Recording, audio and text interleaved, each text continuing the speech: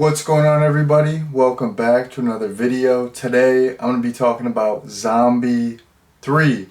So Zombie 3 is a sequel to Zombie, and if that sounds confusing to some people, I was initially confused when I found out about these movies as well. So basically, Zombie, which I just reviewed, in Italy, it was originally titled Zombie 2 because there was a re-edited version of Dawn of the Dead that came out in Italy, and it was extremely popular. And at the time Zombie came out in Italy, there were not really any rules and regulations against making a sequel, so pretty much anyone could make a sequel to anything. So since this recut version of Dawn of the Dead titled Zombie was so popular, it was just inevitable that someone would make a sequel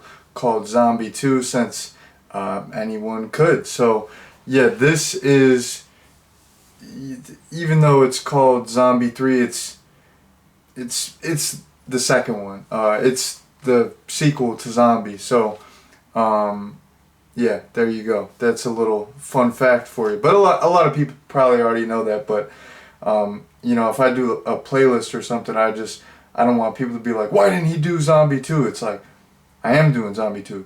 Zombie 3 is Zombie 2, and Zombie is Zombie 3 is Zombie 2, and Zombie 2 is Zombie 1. I got a pretzel in my head.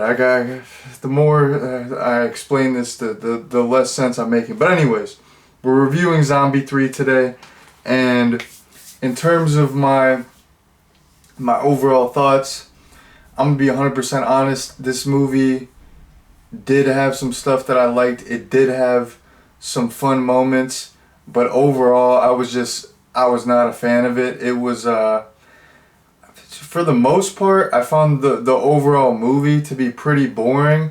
But like I said, there were a lot of super memorable moments, but they were sporadic. Like, there would be like an awesome moment, and then just like boring nothingness for 15 minutes. So yeah, I was not a huge fan overall, but there was some cool stuff. Jumping into the plot summary, the movie focuses on this group of tourists and this group of young soldiers, and they are trying to survive this zombie outbreak.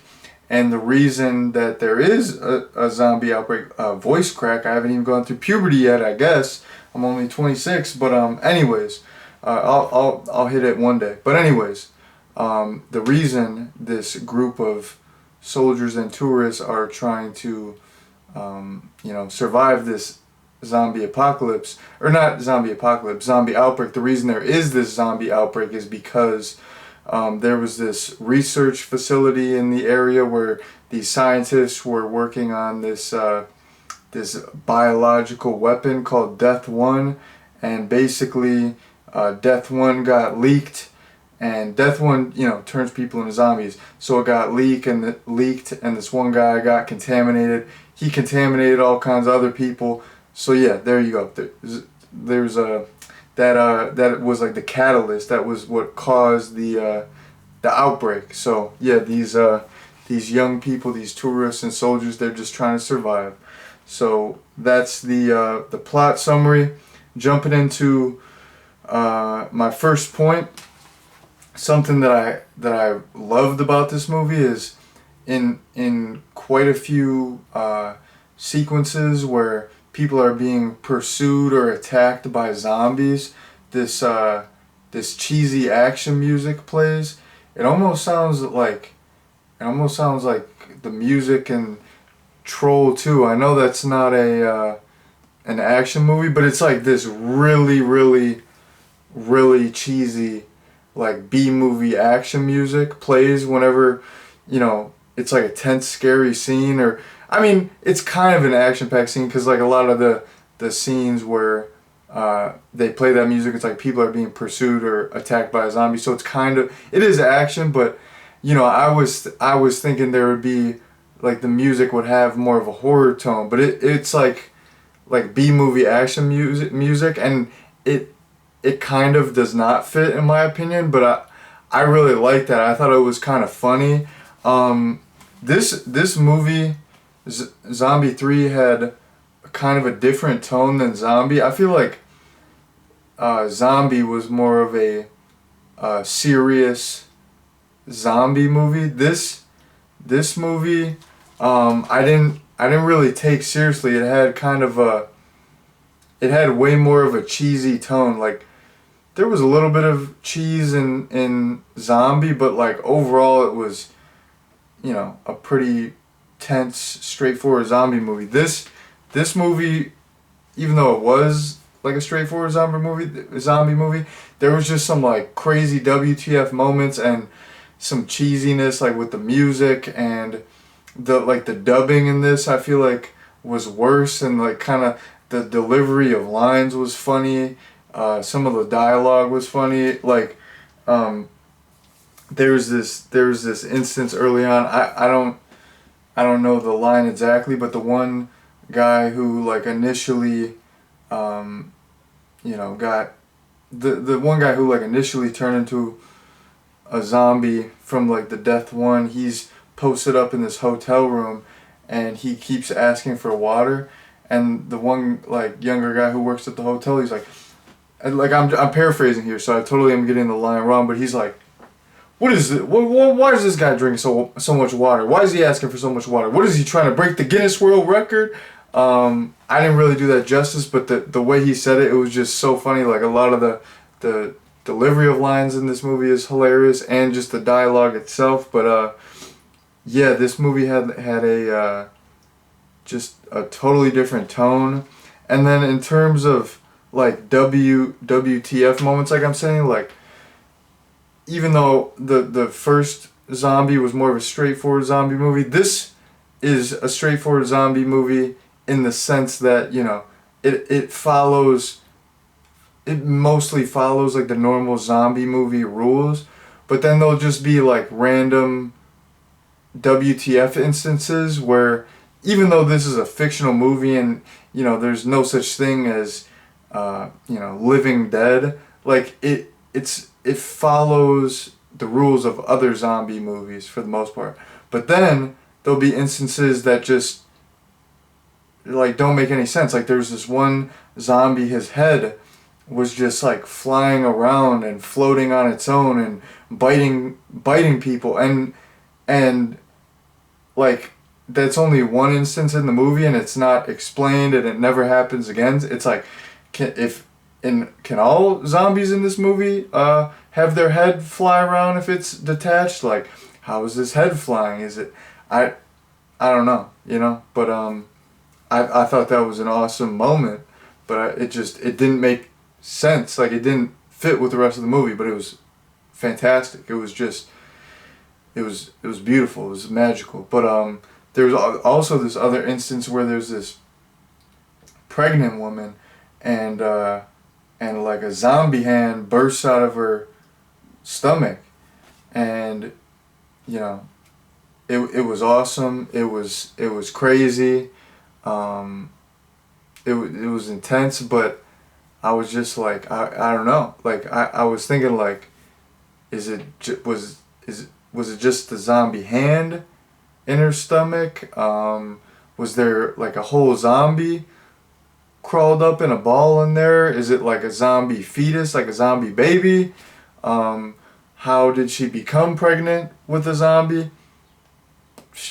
Maybe I don't want to know that, but that was like another crazy, wacky, random moment as well that didn't really fit with the rest of the movie, but it was so like funny and over the top and awesome, and both of those little quick sequences that I mentioned were like super gory, so I loved that stuff. But yeah, this movie definitely had a way cheesier, wackier tone than its predecessor. But yeah, that's all the stuff that I liked.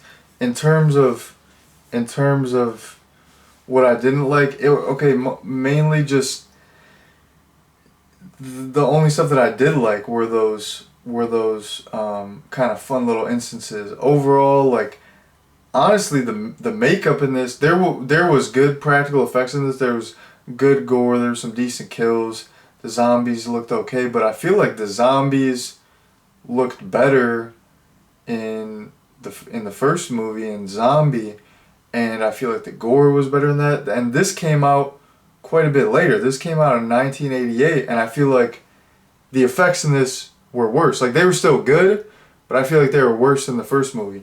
And then the movie overall, like maybe I think like the pacing was uneven. Like I don't know, just like a lot of there was like a lot of just instances where there was not a lot going on, and I was just not really invested.